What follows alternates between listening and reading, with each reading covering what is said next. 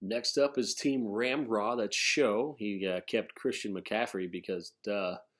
Um, Grabbed Melvin Gordon in the fourth round, Kareem Hunt in the sixth, Matt Breida in the 10th. I mean, when you got Christian McCaffrey, you almost don't have to worry too much. You got the injury thing, but everybody has that. But he's been fantastic since he's been in the NFL. Melvin Gordon in the fourth is a little bit of those. What is his role going to be? If he is the lead bell cow, no kidding, that fourth round value is going to be fantastic and make this team really good, which I honestly believe that that's the way that they're going. He is going to be their go to guy. Kareem Hunt in the sixth is a guy that I feel you could start any week. And other leagues, where they have the flex with the running backs, he would probably be an easy flex start every week. I think he's going to be fine to start on bye weeks. And if something happens to Chubb, he's going to be extremely valuable. He's shown that in this league before. And then Matt Breida in the 10th round.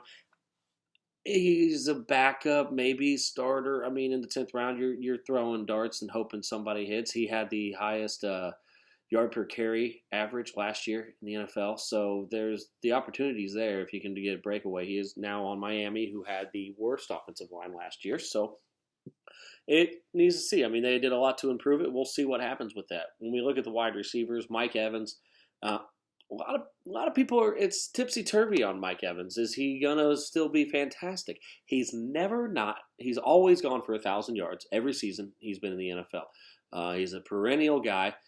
He does have some times where he doesn't show up. Last year he had a goose egg. He's been banged up a little bit, but when he's on the field, typically he does what he needs to get done. But he also, for the first time last year, had somebody to compete with catches with him. That was Chris Godwin. Now he also has Gronkowski. They have Howard, who hasn't done much, but he's back. They have some people that could fight him a little bit on his numbers. And when you got a quarterback that is 43 years old, how deep is the deep ball going to be? But he is a red zone monster, so is Gronk. It's going to be questions. As far as taking him that early, it wouldn't have been my choice, but that's where he's going, and he's gonna be good. It's just how good will he be? Then you got Kenny Galladay in the third. Now, Kenny and Mike are very, very similar kind of builds. They got the boomer bust, the deep ball, jump up 50-50 to bring it down kind of games where, you could totally get goose egged or you could have 200 yards and 3 touchdowns. They win you weeks, but they can also lose you weeks. They're not the in the middle kind of guys. And maybe one of those two, you should have looked at that to even it out. And then you got T.Y. Hilton as your third.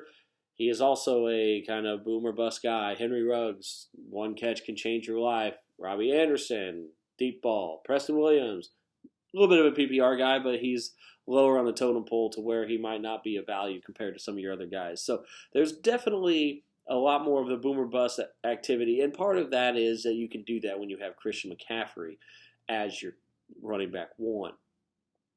When you look at your quarterbacks, seventh round, Russell Wilson.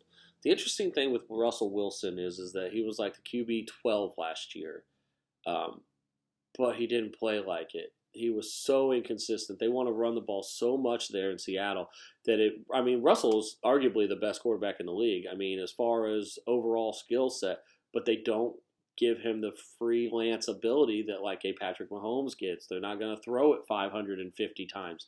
That's not how they're set up. So I'm not the biggest fan of Russell Wilson this year, but he can do it. It's just, will they let him do it? Then Baker Mayfield, hey, he could have a bounce back year. The post hype sleeper type aspect. He's got 2 new tackles, a new tight end to throw the ball to, a healthy Odell Beckham, Jarvis Landry. He's still got David Njoku. He's got Kareem Hunt for the full season. I mean, there's a lot of capability to do something good there. But it's just kind of a time will tell. And a 14th rounder, take a flyer, see what happens. Hunter Henry, I don't know how to feel about Hunter Henry. Will he be good? Will they throw the ball to him? If they have a rookie in there, they typically lean on the tight ends. Hunter has had so much talent over the years and has not lived up to it, mostly because of injury. But it's one of those, we'll see. But in the ninth round, you backed him up with a Mike Gesicki, another up and coming guy that had a breakout at the end of last year. But then again, we got a new offensive coordinator for the Miami Dolphins now, so that could change things up. But they have been wanting to use him in the slot. He's not very good at blocking, so if he's on the field, he's out there to catch the ball. It's a weak spot, but I mean, you did that knowing full well that you are stronger at your wide receivers and your running backs. Defense, the Chicago Bears, their defense is great, but Mitchell Trubisky is their starting quarterback, so that's going to hurt them until they decide to put Foles in. Overall, I mean, when you got Christian McCaffrey, that helps you so much. Melvin Gordon, I'm on the side that Melvin Gordon will get the bulk of the carries, and then you got boomer bust wide receivers now. I would have liked to see maybe one PPR guy in there just to kind of even out your capability. I mean, I guess you could say your PPR wide receiver is Christian McCaffrey because he caught over like 100 balls last year. Ridiculous.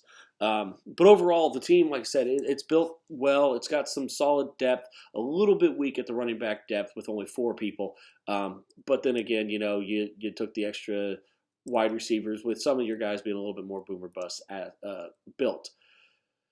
Overall, this team is a B. I think that it could easily be an A team, but it's all on Melvin Gordon. We don't know exactly what that's going to look like. I wish we had preseason. We'd have a little bit more understanding of how they're going to kind of split that backfield.